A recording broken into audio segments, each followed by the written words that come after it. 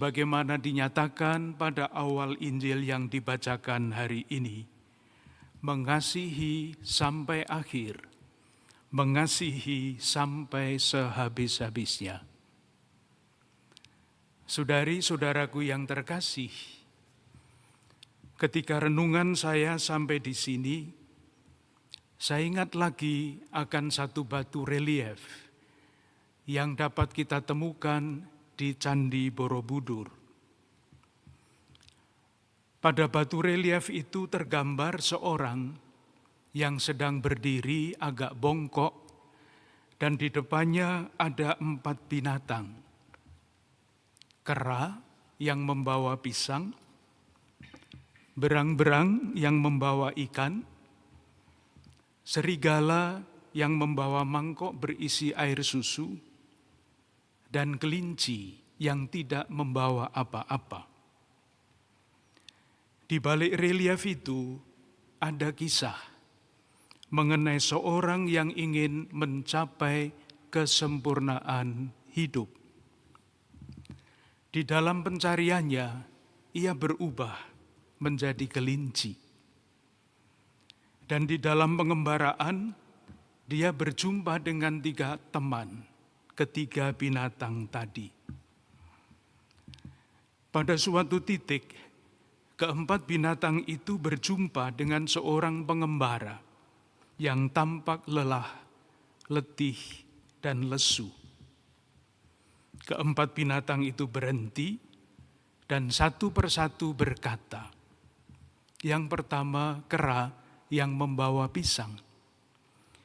Dia berkata begini, "Bapak tampak lelah. Ini saya membawa pisang, makanlah." Berang-berang mengatakan hal yang sama dan memberikan ikan yang dibawanya kepada pengembara itu. Serigala pun demikian, ia memberikan cawan mangkok berisi air susu kepada pengembara tadi sambil berkata, "Silahkan Bapak minum dan Bapak akan kuat untuk melanjutkan perjalanan." Terakhir adalah kelinci yang tidak membawa bekal apapun. Sesudah berpikir sejenak, ia berkata begini, "Bapak, saya tidak membawa apa-apa. Oleh karena itu, tangkaplah saya, sembelihlah saya, masaklah saya, dan makanlah saya." Ceritanya berhenti sampai di situ. Tidak penting dilanjutkan dengan menceritakan apakah kelinci itu sungguh ditangkap atau tidak. Pesannya sangat jelas, yaitu bahwa jalan menuju kesempurnaan hidup sebagai manusia adalah jalan peduli. Keempat binatang itu berhenti ketika mereka berjumpa dengan seorang pengembara yang tampak lelah. Dan kepedulian itu akhirnya berujung pada kerelaan berbagi kehidupan dalam berbagai macam bentuknya.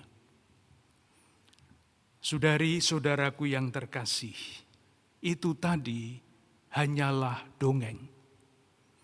Kita punya yang bukan dongeng, yaitu Yesus Kristus yang memberikan hidupnya demi keselamatan kita. Selama hidupnya ia berjumpa dengan sekian banyak orang-orang yang lelah. Dan ketika berjumpa dengan orang-orang seperti itu, selalu dikatakan tergeraklah hatinya oleh belas kasihan.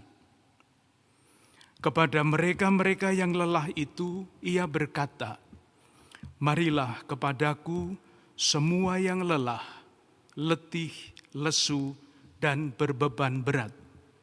Aku akan memberikan kelegaan kepadamu." Belas kasih Yesus tidak tanggung-tanggung. Ia mencurahkan kasih-Nya sampai sehabis-habisnya dengan rela wafat di kayu salib untuk keselamatan manusia.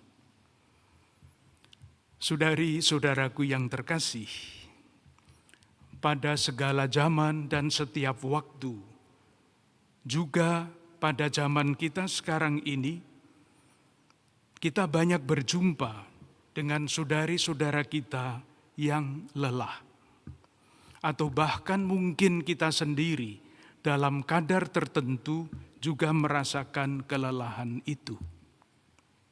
Lelah karena hari demi hari harus berjuang untuk bertahan hidup.